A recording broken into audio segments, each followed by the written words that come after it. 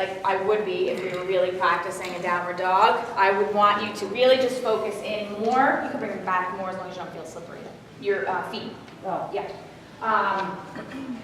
Just focusing more on bending and straightening the knees and negotiating into those hamstrings and starting to get a little Achilles hand and stuff too. Bless you. Palms flat, fingers spread. I would do a minute hold here, and that's a lot. That doesn't seem like a lot, but that's a lot. Okay, bless you. So what we would do from here, starting to get a little bit more hip flexor, is keeping the toes tucked. Typically we would untuck in upward dog, but keeping the toes tucked, come forward into up dog. What's up dog? That's the low tipsy.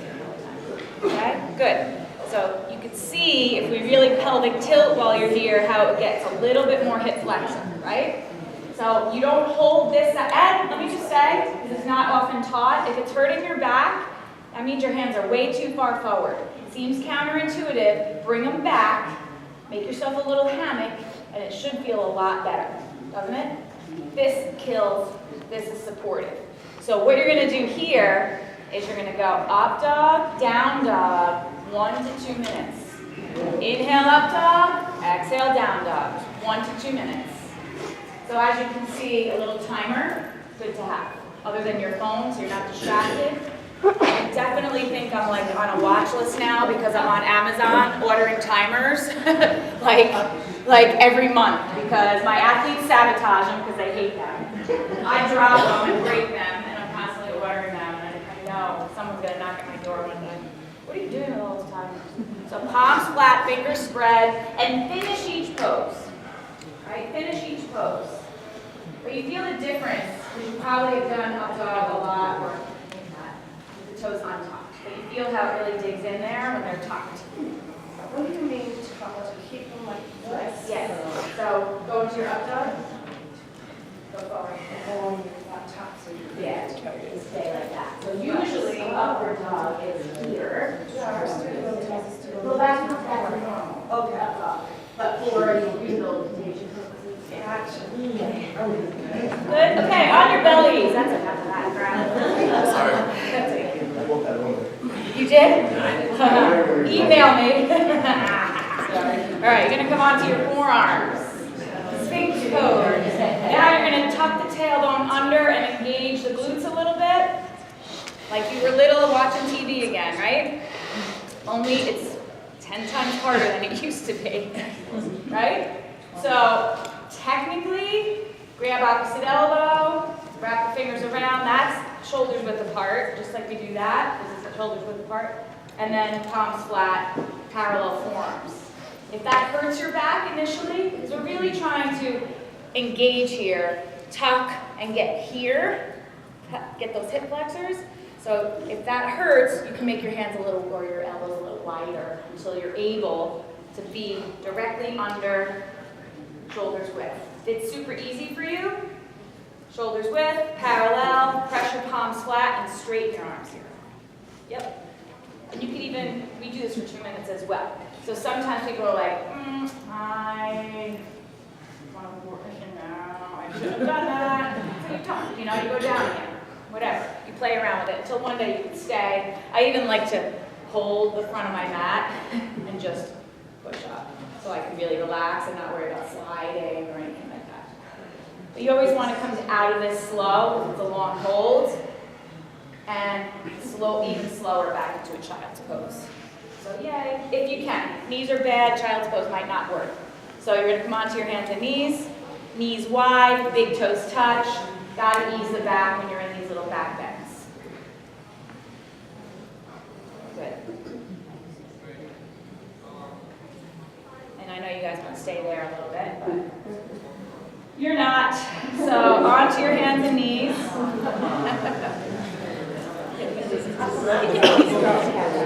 It just feels like right. So you're going to bring your right leg forward, right foot forward on the outside of your right hand. Good. Twist our foot. Okay? Some people will have to double the mat under the knee, towel under the knee. But you want to bring that foot forward so the knee is basically a 90-degree angle. The foot is flat, the knee tracks over the toes. So for this version, we're trying to be pretty square. Okay? This is level 1, if you can get here. Level 2 is left forearm on the floor or block. Level 3 is both. And then I even like to stack my fists and rest my head. Okay, so now we're starting to get a little more. It's a different pose. Yeah. So we want to keep the foot flat, leg hovered in, and negotiate, right? Sometimes, if I have time, we hold this 3 to 4 minutes. The minimum I would consider doing this is a minute. I don't even think 30 seconds is worth your time. So if you can control elbows, use a block, tight. So we're working right hip, you feel it, and left hip flexor at the same time, right? So it's a lot. So. Yeah. So you want to go, right? You want to go. Sounds like Funky Cold to me now. You got your date me. Everyone will really know how old I am. Okay, so from here, you're going to come up. After we did 4 magical minutes, you're going to turn to the left a little bit and go down at a different angle, if you can.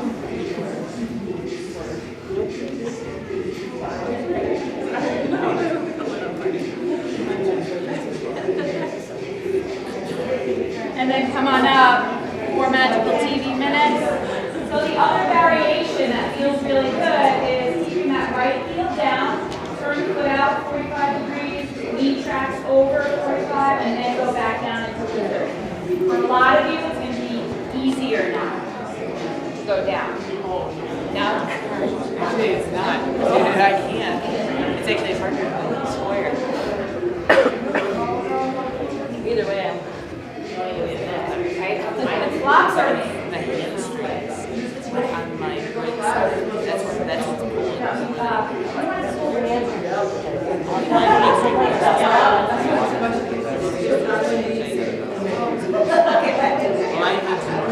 We need to do more of this. Okay, so if your elbows are bent, straighten them. Especially if we're doing long 4-minute holds, coming out of it is going to be a lot harder than being in it. So come out slow. Don't let anybody spring out and roll out quick. It's just shocking to the body. It's not going to damage them, but you don't want them to do that. Okay? So we're still on this side. We did lizard, we turned left. Now we're going to go back to a half heroes. Okay, so you can sit on a block on your right, you can sit on that left heel. But what we're doing is getting a little flexion there now, right? This is perfectly healthy for the knee, for a healthy knee. All right, so you want to be able to have that full flexion. It's a natural movement of the knee, but you got to do variations. So blocks are very, very helpful here. Sometimes I have them sitting on their sneakers. Sometimes we use helmets because we don't have the blocks. And that's how far back it can go. But we're getting a little ankle work. You could also make them lean forward a little. I don't stay in this one as long, so maybe a minute or so. So she's doing the forward bending variation, half heroes. And then we come back up to crescent, so arms are up to the sky. Now we're going to tuck the back toe. Well, actually, let's bring that knee down, sorry. And we're going to turn for gate. So I'm going to go here because I just confused you. So you're on the right knee, left leg's going to be out, and we're going to get into that inner groin, inner thigh. If you want to add a little functional strength work, you can bring them over on a little teapot over, and a lot of deep glute hip work. Because we do want it strong and flexible, right? Should we feel this in our hip flexor here? You could. Yes. And groin inner thigh. Oh, it's like there's more over there. Whichever leg was straight is the one that's still straight. It doesn't even matter as long as you remember the other side. Yeah, and I would go back and forth like 3 or 4 times here. Come back up, slide down to gate, because the first time they're very guarded, and we don't hold this one for 4 minutes, obviously. So this is like a 30-second deep breathing, tip it back over, maybe do some glute work, go back over again, okay? So then we're going to come into our beloved pigeon pose. Healthy knee people, pigeon pose. So that right leg is forward, scooted across, and slide the left leg back. So variations of hip. If you're working from a place of a bad knee, you could sit on the right butt cheek. That's not textbook pigeon, that's hurt knee pigeon, okay? You would still work to go forward and square so that you get that right deep glute. If you have a healthy knee, you're in center. Ultimately, that right lower leg, so figure out which one is your right lower leg, is parallel to the front edge of your imaginary mat. Oh, wow. Ultimately. I know, but I wasn't Parallel. sure. Like, I was like, why? This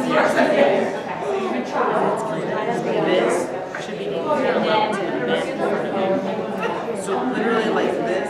Yeah, but I can't. But I can't move now. I can't get there.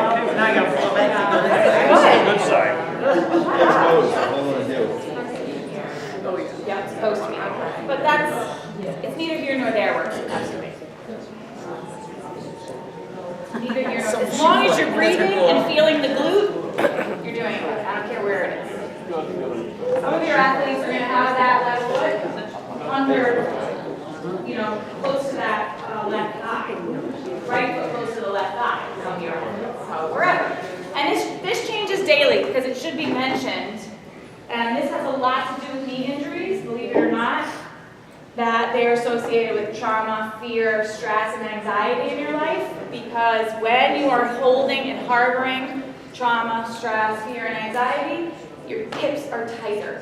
It's held here. It's a primal reaction in the human body that if you have that kind of stuff going on, this gets tighter. So, that being said, this can vary day to day. You could have deep-seated childhood butt tightness, or you could have fight with your mother tightness, And usually I can tell after I'm working with a team for a long time, I'm like, what happened, or you can tell when they're stressed because the hips lock up.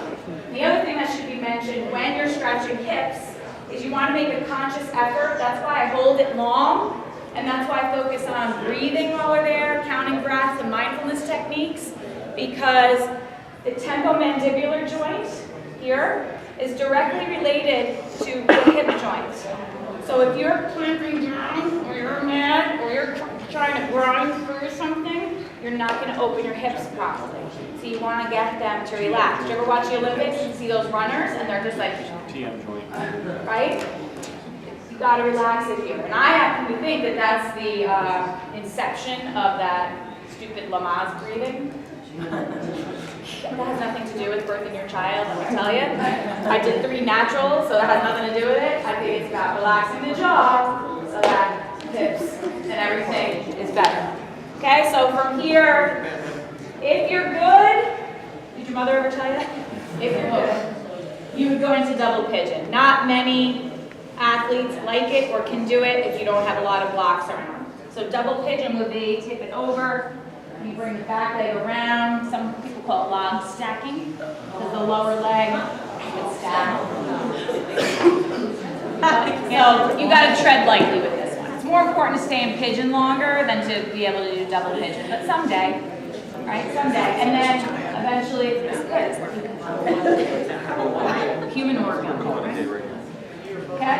So then you go ahead and shake it out, shake it out. You got to do the other side so you don't walk in circles for the rest of the day. We're going to go to the wall. So we're coming all the way back to left leg forward, lizard pose. Left leg forward, right knee down, elbows down, potentially, maybe, maybe not. Notice the difference. Notice the difference. So you're trying to press the hips forward, forward, forward. So you get that right hip flexor at the same time and feel some left glute stuff too. Right? I like to stack my fists and get the opportunity to rest so that I can release my jaw and just rest the neck and shoulders. Try to keep that left foot flat and the left leg hugged into your body. Try to keep it as equal as we did, but remember we would do this for 4 minutes. So this is a long time. But you'll see the difference. If you take the time and do it at home for that long, even if you just do a a couple of these poses, you'll see the difference very quickly. That day, you'll sink in, sink in. All of a sudden, after the mark 2, once you get over your anger issues of being in the pose for so long, you just let go and you're like in it. Like, wow, and then you want to stay in it longer, believe it or not.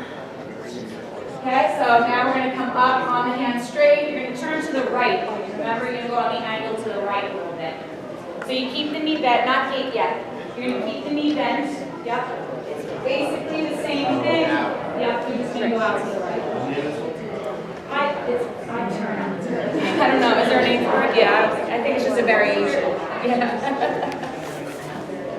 Yeah. Crooked lizard.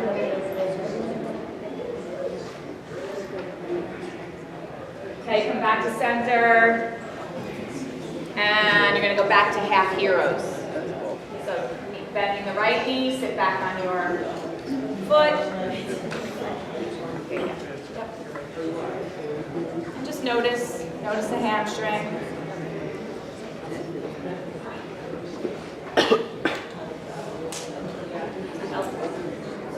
That's my dad's. Which one? That one? Okay. Well, Very good. Oh, sorry. I'm so sorry. Crashed you. Okay, come forward. So we did half heroes into crescent. This is where I confused you, right? So we probably should have just turned. That would have been the best case. Now you're on the same side. So if you did the same side, you would go from here to here into your crescent stuff, right? Butt work, crescent on the teapot. Do you young people know what on the teapot is? I'm wondering if I'm saying that, you're like, watch. Okay, come forward again into that crescent, tiptoe, the left leg across, into pigeon on the other side. Okay, variation of pigeon.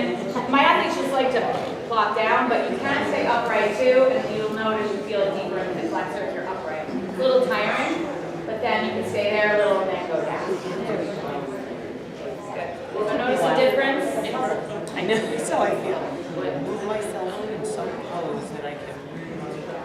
So I actually really got a chance to have empathy for the knee issues, because I know you're all probably annoyed, like, what is she not having knee issues? She never had knee issues, right? But I moved a piece of furniture 3 years ago that usually was a footstool that's usually empty.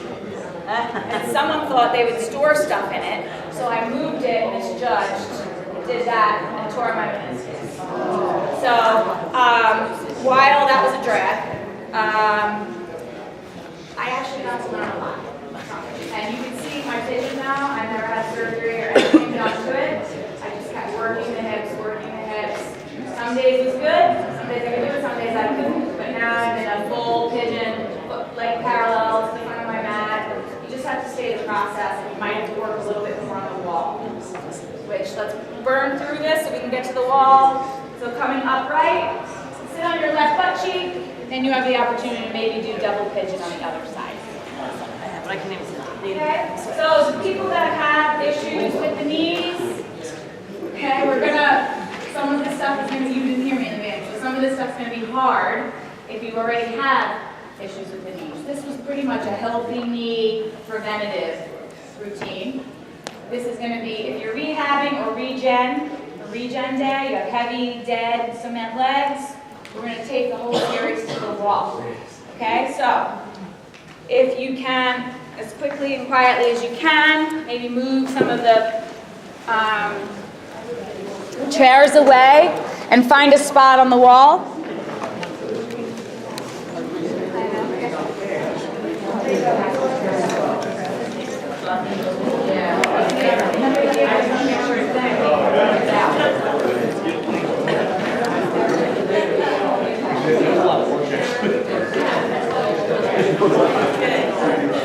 Before we sit down, I'm going to show you the best hamstring stretch ever that you'll ever hate. I get a kick out of it, right?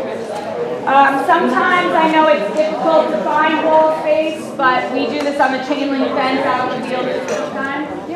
So you're all going to face the wall like you're being punished. Here's my demo. You're going to be our demo. One watch first.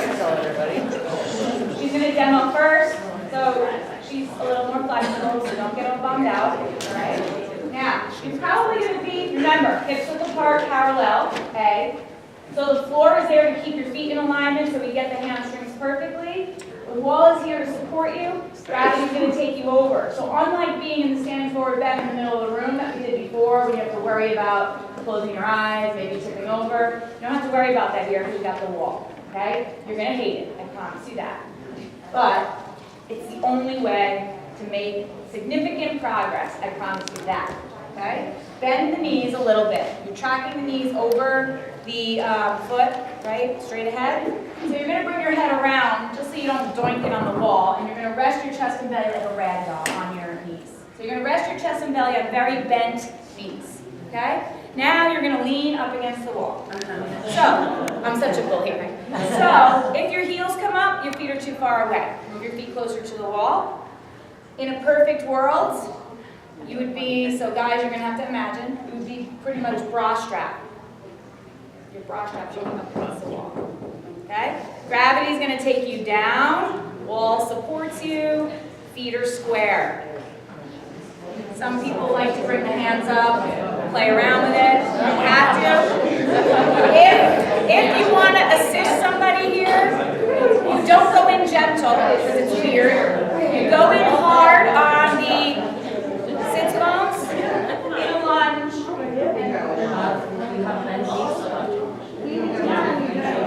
Okay. Listen, you guys, while you're in there, you hold this 2 minutes. 2 minutes. And very, very important, don't come out of it by standing up. You will probably pass out. Just bend your knees and sit down to come out of it. Okay? So, sure. Bend your knees. You can have your knees very bent here and still feel a very deep stretch.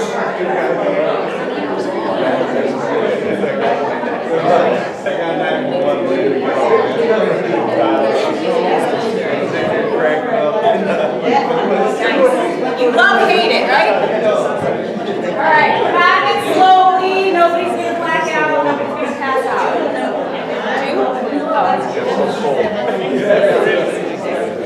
Okay, so that's our magical standing forward bend. 2 minutes though.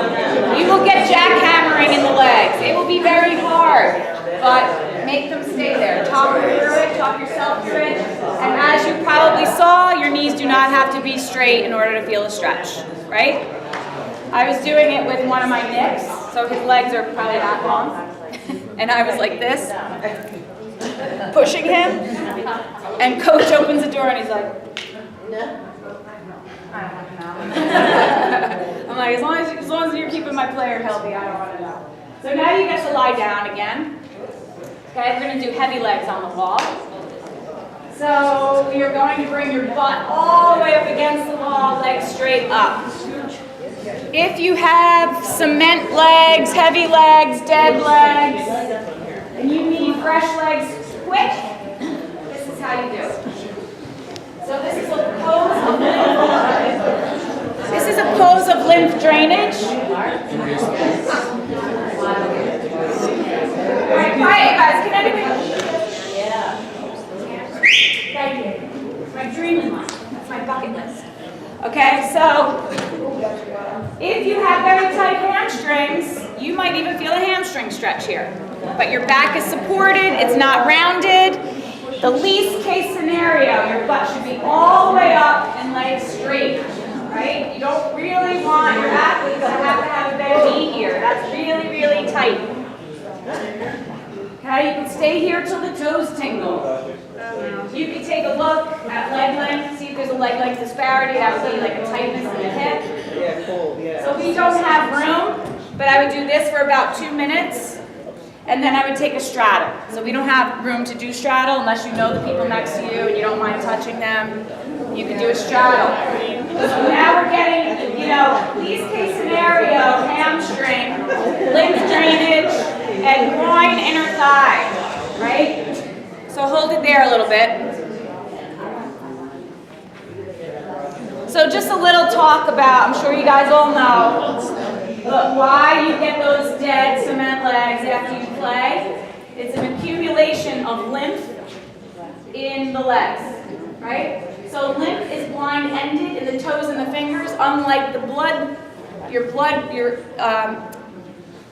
flow is circulatory, right? It goes in and it goes out. Lymph is blind-ended. If you ever go running and then at the end of your run, you can't get your ring off because you just forced all the lymph in when you were running. So they're a little puffy, you don't even really realize it. That's what's going on in your legs. And when you're sore and tight and tired, you're not moving as much. And the only way to get lymph back out is to either go upside down or to move a little bit. But sometimes you're too sore to move a little bit. So this will give you light legs. I get letters from coaches a lot. I have one in one of my books that this changed his game and they ended up winning a hockey state championship because the kids were dead. Kids were done, tired. He did my peri over sports training with me, and he thought, oh my God, we gotta do heavy legs. They did heavy legs for 4 minutes while he talked to them. At the half, they came out with fresh legs, skated their hearts out, and they actually won, and he gave me the credit, which is, I don't even understand. But so let's get moving. Bend your knees, feet flat. This is how people with knee issues can start to tackle the pigeon pose. So you might need to scoot away from the wall a little bit. You're going to push into your feet, lift your butt up. Okay, lift your butt up. You're going to take your right leg and figure 4 it across your left thigh. Flex your right foot a lot so we help keep the knee in alignment. You can use your hands to guide your right thigh to keep it externally rotated. I like to use my right hand to guide the right thigh, and I like to keep my left hand keeping my hips in alignment. Because once you do this, if you're tight, you're going to notice your left hip wants to come out, right? So now lower the butt down as much as you can. Yeah. Oh, snap. That's how people with knee issues can start to get into modified pigeon and not putting back pressure against it. Okay, so I would stay here. I would literally stay here about 5 minutes. Yeah. Yes. So let's switch it up. Just try the other side. Flex the foot, very important.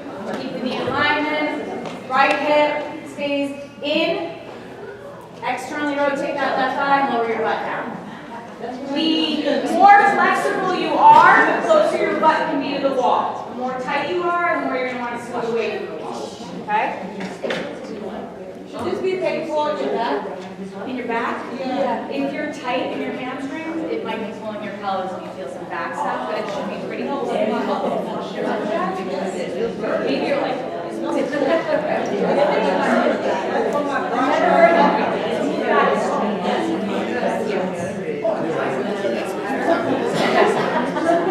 I'll show you a trick on how to get better. Just so you get I'll show you the trick. You just do that. Okay, so butt up, both feet flat on the wall again. Just lower it down in center. So that was pigeon, right? You could do cobblers on the wall too, with your butt close. So now you don't have pressure of sitting upright. So soles of your feet together, knees drop out. Have your feet close to your body for groin in your inner thigh. You could have them further up the fence or the wall for more outer hip.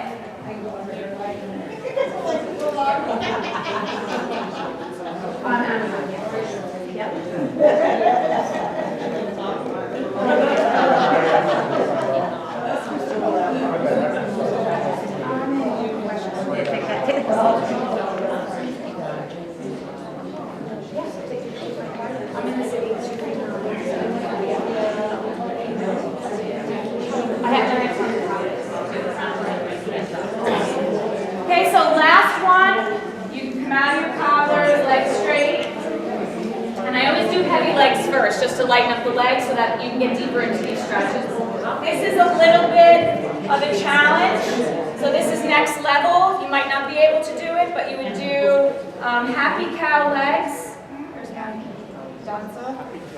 On the wall. So what you would do is, let's go into bent knees, butt up, crossing over, right, butt down, and now this hand grabs this foot, this hand grabs this foot, and you try to push the legs up.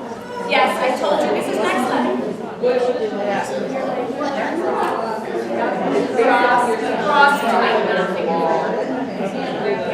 hand grab your right hand grab your left foot. Yes, cross. And then your knee. This is the next level.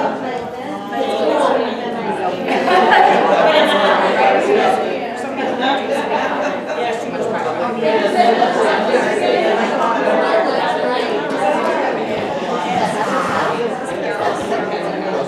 All right, one more thing. I lied. So one more thing. If you have, this has nothing to do with the knees. If you have, this is pivotal for my athletes. They hate it, but it's necessary. It will help reduce cramping in the feet. It will help turf toe. It will help retard the progression of bursitis. It's not going to cure your bursitis, but you take your socks off. Left foot, right hand, toe thread. This is on my YouTube channel for how to help plantar fasciitis. Okay, so if you want a whole video on it, it's like 3 minutes long.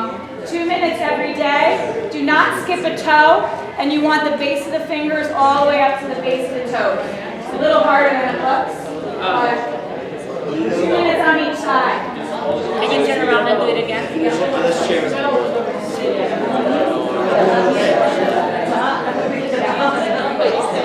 Yeah, when you're in pigeon. I have them jokes when you're in pigeon, so it's like pigeon on the wall. Okay? So just a couple things before you go, you guys. I so appreciate you coming. Remember, I'm going to upload the video, so it'll be free. You'll be able to see it again and again. I have tons and tons of video on my